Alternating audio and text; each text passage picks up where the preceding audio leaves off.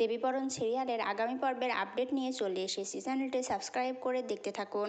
আগামী পর্বে আপনারা দেখতে পারবেন দেবীর মুখে সব কথা শোনার পর অনিকেতের মনির মা প্রচণ্ড রকম চমকে যায় আর বলে কি ওনার জন্য অনি এতটুকু বয়সে ওর বাবা মাকে হারিয়েছে। এতটুকু বয়সে নিজের বাবা মাকে হারানো মানে জীবনের সব কিছু শেষ হয়ে যাওয়া। আমি কিছুতেই এটা আমি মেনে নেব না। এরপরে দেখা যায় বাড়ির উঠোনে দাঁড়িয়ে সবাই কথা বলছে। অনিকেতের মেজকা অনিকেতের মণিমাকে বলছে, মেজ বউ একদম বেশি কথা বলবে না, তুমি ওই মেয়ের হয়ে সালিশি গাইবে না।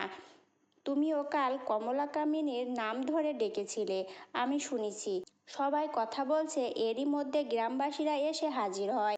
তারা চাইছে যে কমলা কামিনীর মন্দির যেন আবার খোলা হোক। অনিকেতের মণিমা মনে মনে বলছে, আমি বুঝতে পেরেছি উনি কেন এত দেবীকে দমানোর চেষ্টা করছে, কিন্তু আমি থাকতে কোনো অন্যায় কখনো সহ্য করব না। এরপরে দেখা যায় অনিকেত আর দেবী কথা বলছে। তখন হ্যারি এসে দেবীকে নিয়ে বাইরে চলে যায়। দেবী হ্যারিকে বলছে, আমার মনে হয় বড়বাবু কিছু সন্দেহ করেছে, তা না হলে আমার পেছনে এত উঠে পড়ে লাগতো না। এরপরে তারা রাস্তায় অনিকেতের মাকে দেখতে পায়। আগামী পর্বে দেখা যায় অনিকেতের মা অনিকেতের কাকার সামনে এসে দাঁড়ায়। অনিকেতের কাকা খুবই ভয় পেয়ে যায়। এরপরে অনিকেতের মা অনিকেতের কাকার গলাটা চেপে ধরে। তো বন্ধুরা, আজকের পর্বটি কেমন হলো অবশ্যই কমেন্ট করে জানাবেন। আর পরবর্তী ভিডিও সবার আগে পেতে চ্যানেলটি সাবস্ক্রাইব করে সাথে থাকবেন।